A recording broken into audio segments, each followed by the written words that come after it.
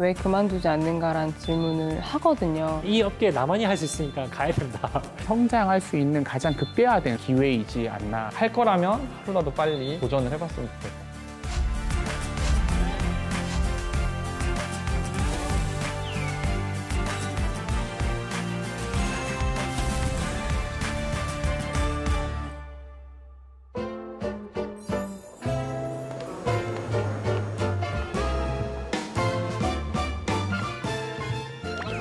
안녕하세요. 원래 인사를 이렇게 할까요? 아니요. 긴장감을 떨기 위한 핸드쉐이크입니다. 네. 소개 좀 부탁드릴게요. 저는 선 대신 할아버지부터 이 대신 아버지, 그리고 저 3대째 어묵 사업을 이어나가고 있는 박용준입니다. 반갑습니다. 1953년도에 부산에 이렇게 피난민들이 많이 몰려왔을 때 정말 먹을 게 없던 시절에 저렴한 단백질 공급원으로서 저희가 시작을 했고, 지금은 아버지를 이어서 저한테 오기까지 이렇게 67년 동안 어묵 한 길을 걷고 있는 그런 회사입니다.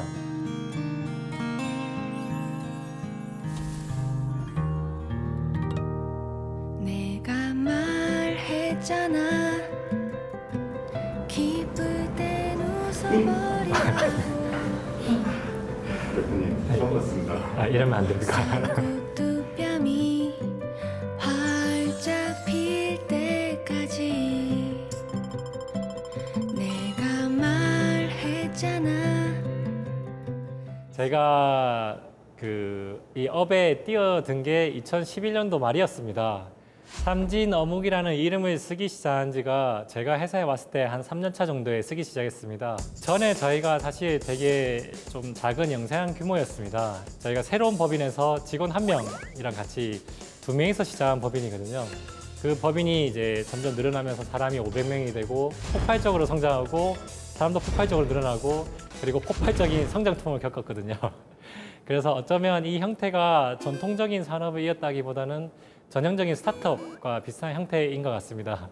스타트업이 뭐라고 생각하세요? 스타트업 고생 많이 하는 업이라고 생각하는데 바닥을 한번 치고 올라가는 업이 스타트업인 것 같아요.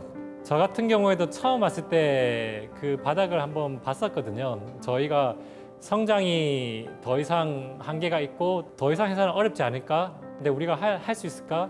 많은 고민을 하고 새로운 도전에 대한 불안함과 걱정 그리고 리스크를 가지고 갔었거든요.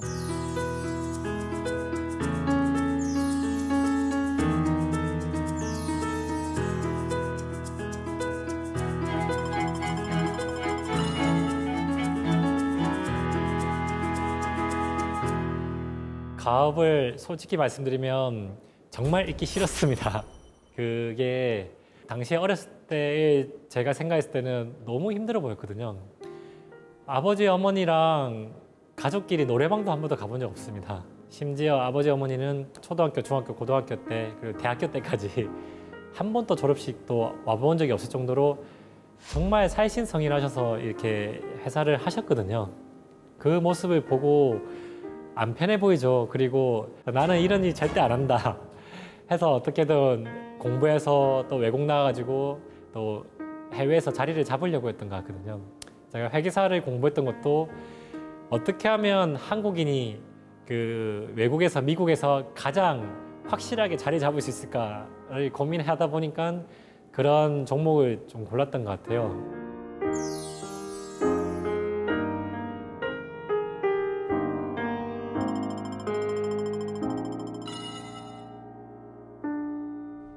어느 날 저한테 한국에 계속 들어와 봐라 이런 요청을 많이 하셨고, 그때 보니까 회사가 그냥 제가 딱 봐도 좋은 상황은 아니더라고요. 아버지도 건강이 되게 좋지 않아서 쓰러지셨다. 그래서 지금 일을 하지 못한다라는 얘기를 하시고, 회사는 어머니가 이끌고 있는데 상황이 그렇게 좋지는 않았었습니다. 그런 걸 보고 다시 돌아가면서 거기서 제가 아르바이트를 좀 이제 회계 관련된 일을 하고 있었는데, 이런 일은 제가 없어도 돌아가는데 한국에서 부모님이 하는 일은 제가 없으면 안 되지 않을까? 제가 꼭 해야 되지 않을까라는 이제 그런 사명감이 슬슬 들기 시작하더라고요. 안 되겠다 이렇게 마음이 계속 흔들리니까 하던 모든 걸 이제 미국 생활 한 6년 정도 했습니다. 그걸 다 정리하고 한국으로 들어갔습니다.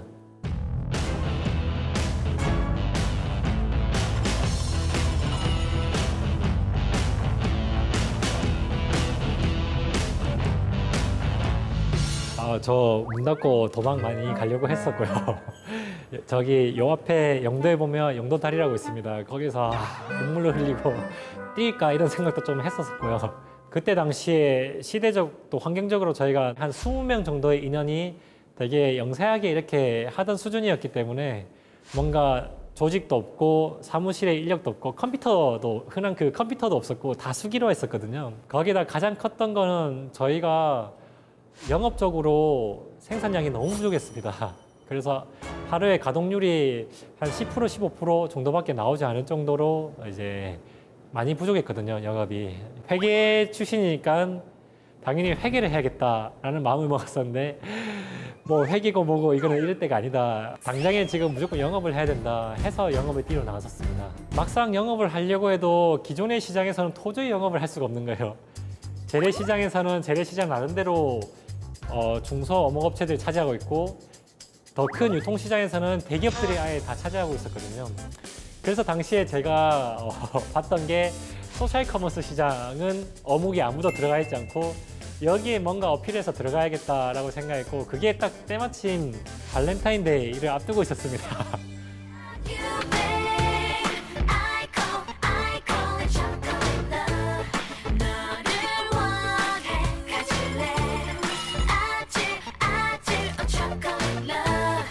발렌타인데이 날 초콜릿 선물을 많이 하는데 초콜릿 어묵을 좀 하면 어떨까 해서 초콜릿을 이렇게 녹여가지고 그거를 묻혀가지고 샘플을 만들어서 보냈던 기억이 사진 찍어서 보냈던 기억이 있거든요. 그래서 만들어서 보내기만 하고 네, 써준 데가 아무도 없었습니다.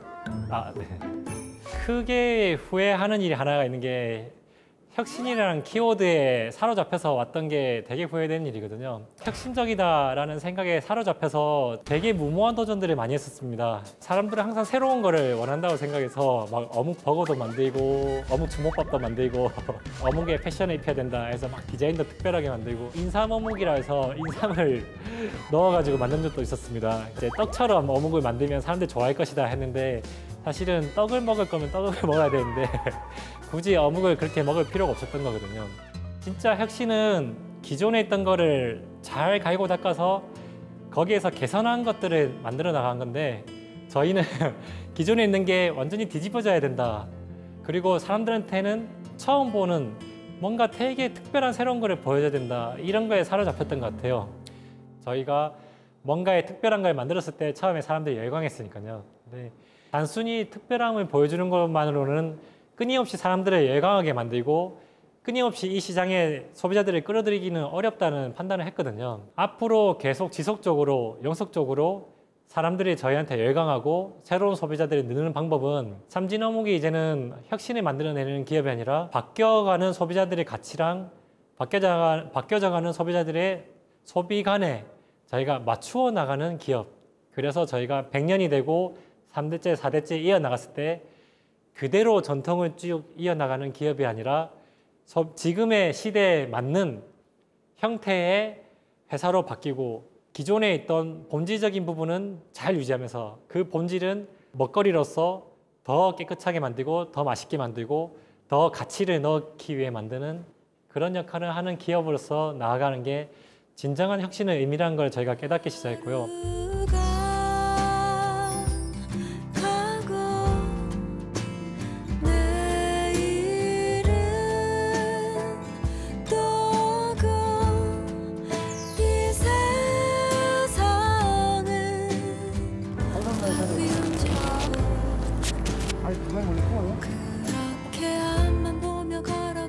대표님은 어떤 리더인가요? 대표님은 약간 직진남 같은 스타일입니다. 생각을 하셔가지고 사실 엎어지는 부분보다는 일단 해보자라는 부분. 얼마 전에는 이제 페스츄리에다가 또 어묵을 감아서 만드는 뭐 그런 신제품도 생각해 보셨고요. 항상 어묵만 생각하는 사람 같아요. 항상 이제 막 아이디어를 던지거든요. 그럴 때는 약간은 저게 될까? 뭐 이런 생각을 하게 되는데 지금 3년 정도 지나고 보니까 그때 뭐 3년 전에 얘기했던 것들 이 결국에는 약간 뭐 변경은 될 수 있지만 결국에는 다 실현이 됐더라고요. 진행 중이거나. 저희를 모르는 사람들한테 어묵이 사실은 이렇게 바로 먹을 수 있습니다. 어묵이 갓 튀겨서 나와서 먹으면 정말 맛있습니다. 마치 제가 공장에서 매일매일 뜨거운 어묵을 먹는 것처럼 기존에 이런 부분을 몰랐던 고객들한테 어묵의 다양함을 보여줌으로써 그런 고객들한테 어필을 하고 싶었거든요. 그러면 필요한 장소는 어떠한 장소든 관계없으니까 사람들이 보고 특별함을 느낄 수 있는 그런 장소가 필요하다고 생각했고 그래서 저한테는 부모님이 또 할아버님이 예전부터 하시던 그런 장소가 저한테는 되게 크게 보석처럼 와닿았습니다.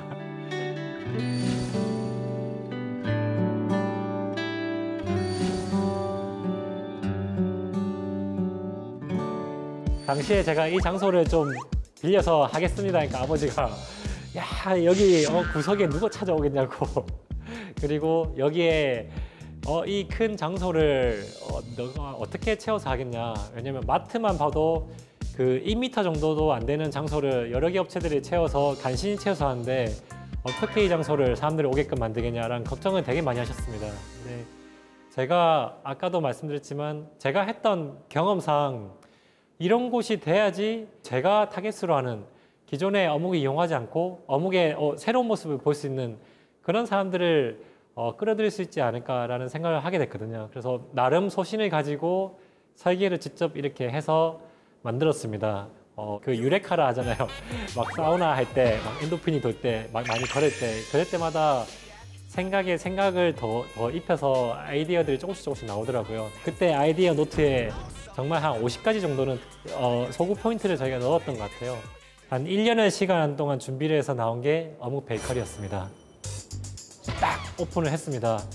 처음 한 달 정도는 손님이 없었습니다. 왜냐면 몰랐거든요. 당시에 마케팅의 맞자도 몰랐었고 어떻게 홍보를 해야 되는지도 전혀 몰랐습니다. 반응 없을 때 초조하지 않으셨어요? 반응 없을 때 엄청 초조했습니다. 제가 매일매일 일찍 새벽에 나와가지고 준비를 하고 마감할 때도 부족한 게 뭐였을까 그런 것들을 고민하면서 하나하나 그 다음날 고치기 위해서 노력을 많이 했던 것 같거든요. 어떻게든 이걸 해야 된다라는 마음을 먹었던 것 같습니다.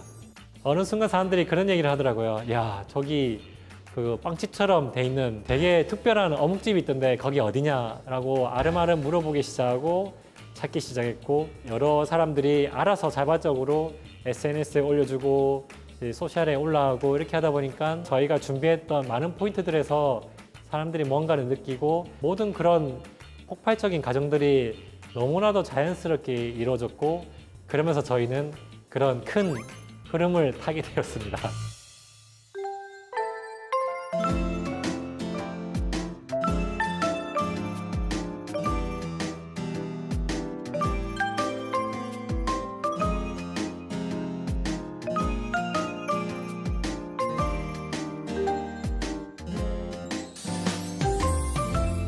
대리님 보시기에는 어떠셨어요? 어묵 베이커리.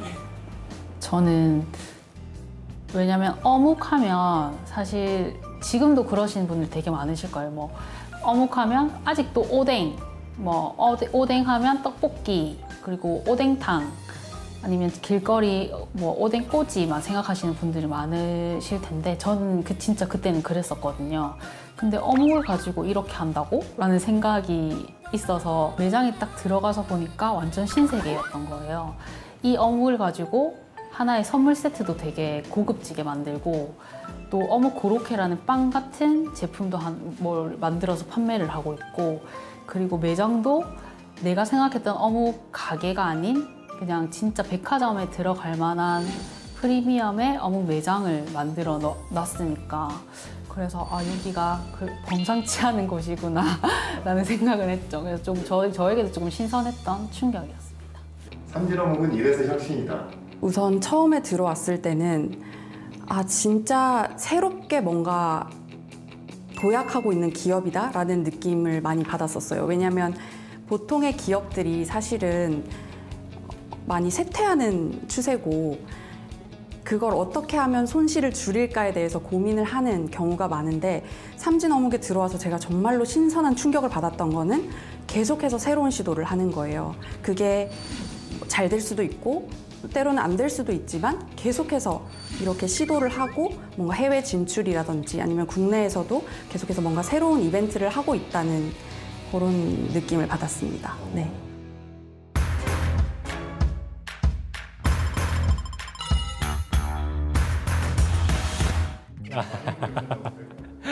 그냥 대략적으로 말씀드려도 한 40배 가까이 저희가 성장을 했으니까요.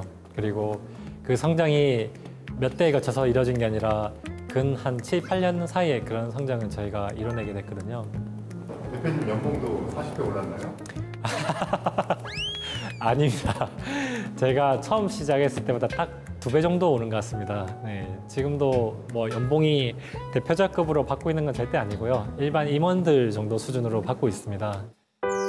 우리에게 주어진 하루란 시간 동안 어떤 색을 칠할 수가 있을까. 파란 하늘. 아버지한테도 또 어머니한테도 진짜로 제가 하고 싶은 거에 대한 얘기를 자주 했었거든요. 저는 단순히 경영을 하고 돈을 버는 역할을 하고 싶지 않습니다. 그리고 회사가 좀 더 옳은 방향으로 나아가고 좀 더 멀리 갈 수 있는데 뭔가의 준비를 하고 싶고 그런 경험을 하고 싶습니다라고 되게 진지하게 얘기했던 것 같습니다. 되게 거시적으로 설명드리면 더 많은 소비자들이 더 다양한 가치로 어묵을 소비하기를 바란 거고요. 단순히 반찬이 아니라 간식으로 그리고 다이어트 식품으로 키즈 식품으로 실버푸드로 그리고 대체 단백질로 세계로 또 이제 완전 식품으로 우주로 그리고 어쩌면은 세상의 문제를 해결할 수 있는 미래 식량으로 어묵이 가지고 있는 잠재력이 저희가 세상을 바꿀 수 있는 잠재력이 있지 않을까라는 거를 혼자는 좀 보고 있습니다.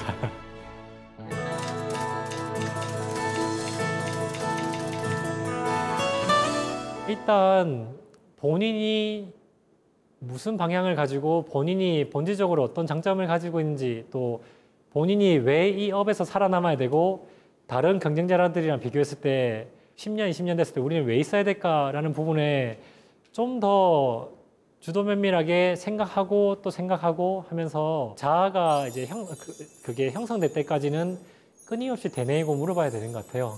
그런 과정을 거친다면은 그걸 가지고 이제 구체적인 실현을 할 수 있는 계획들을 정말 많이 짜야 되고 그래서 투자 사업 계획서 이제 IR을 한다고 하죠. 그때 보면은 투자 유치를 할 때에 어떤 소구 포인트를 넣어야 될까라는 걸 잡는 분들이 되게 많거든요. 네, 그거는 투자 유치에 대한 포인트인데 우리가 이 업에서 무슨 역할을 하나를 잘 생각해보고 잘 정리하는 게 저는 계획인 것 같거든요. 그래서 내가 여기서 플레이스가 포지셔닝이 어떻고 이 포지셔닝을 더 확고부동하게 하기 위해서는 뭐가 필요하고 그러기 위해서 내가 가지고 있는 경쟁력은 뭐고 이런 거를 붙인다면은 어쩌면 좀 더 스스로도 명확한 사업 계획이 되지 않을까 합니다. 그래서 그런 부분들이 조금 자신이 있는 상태에서 이제 할 거 하면 다 될 것 같잖아요. 사장님들이 항상 시장에 하면 다 될 것 같은데 그런 상태에서 뭔가를 가감 없이 시도하고 그런 게 정립이 되면은 이제 본인이 방향성이 정립이 된 거거든요.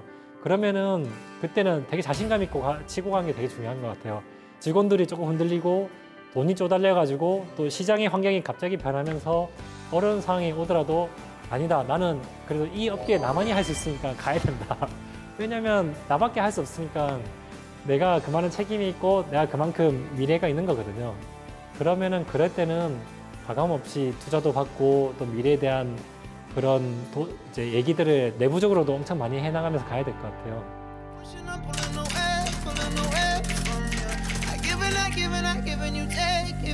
뭐 한마디만 하면 말 컸다죠.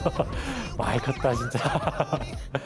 사람들이 그러더라고요. 박용준이 이 어묵업계의 패러다임을 바꿨다. 저는 아직 전혀 세상을 바꿨다고는 생각하지 않거든요. 그리고 아직 저는 세상을 바꿀 수 있는 잠재력이 저한테도 있고 회사에도 있다고 생각합니다. 그리고 또 만약에 다른 분들한테 얘기를 한다면 어떤 나이가 되든 다들 세상을 바꾸기에 충분히 젊은 나이입니다. 그러니까 도전하십시오. 당신은 세상을 바꿀 수 있습니다. 네. 하나, 둘, 셋. 수고하셨습니다.